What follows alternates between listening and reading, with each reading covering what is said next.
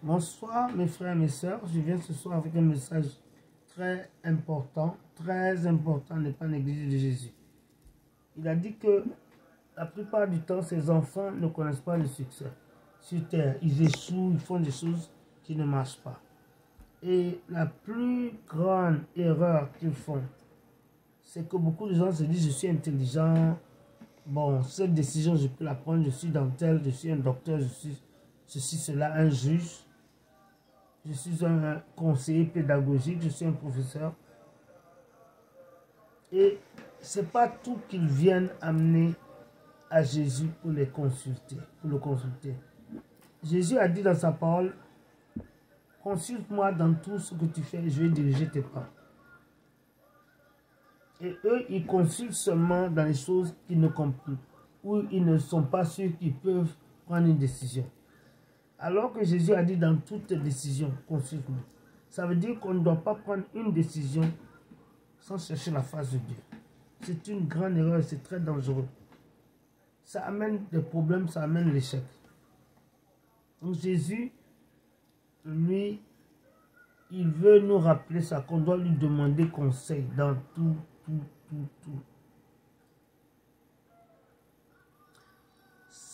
Ce conseil de Jésus me rappelle une histoire dans la Bible.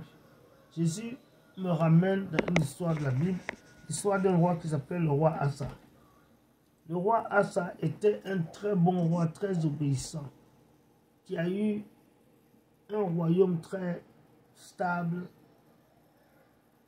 Son royaume, son règne était très établi, parce que c'était un enfant, un roi qui aimait beaucoup Dieu et qui était très obéissant aux lois divines. C'était un roi qui demandait toujours à Dieu de le guider dans tout ce qu'il faisait.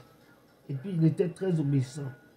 Il ne faisait pas les choses que Dieu n'aimait pas. Il avait le respect des 10 commandements. À un moment de sa vie, il est tombé très gravement malade. C'était une maladie de pied. Et la Bible dit qu'il n'a pas consulté l'Éternel. Il est parti consulter les docteurs. Et il est mort de cette maladie très jeune. Pourtant, c'était un roi qui avait la faveur de Dieu.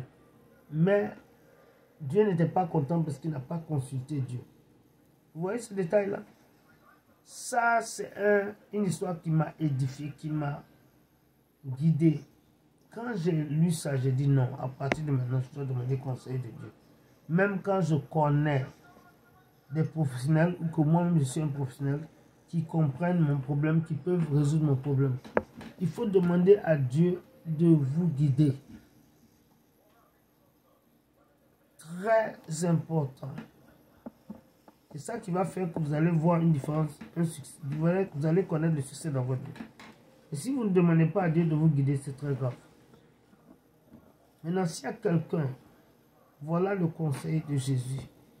Prenez ça, courez avec. Même moi-même, qui vous amène le message, moi-même, ça m'édifie. C'est un conseil que je vais suivre. Maintenant, s'il y a quelqu'un qui m'écoute, qui ne connaît pas Jésus, je veux avoir le privilège de vous réconcilier avec lui. Répétez après moi. Dis, Seigneur Jésus, viens dans ma vie. Deviens mon sauveur et mon roi personnel. Seigneur Jésus, merci pour mes péchés qui me sont pardonnés. Merci pour mon nom qui est maintenant écrit dans le livre de la vie. Merci Seigneur Jésus pour le pouvoir que tu me donnes de me sanctifier, car rien de sale t'impie de rentrer au paradis. Merci Seigneur Jésus aussi pour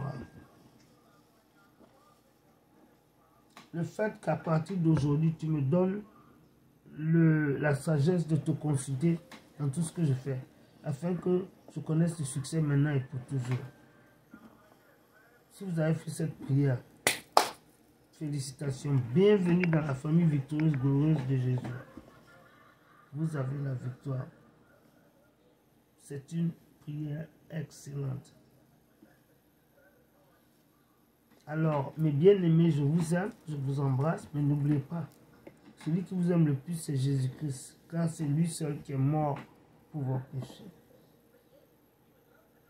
Alors, au revoir, bisous, et n'oubliez pas que vous avez la victoire au nom de Jésus. Amen.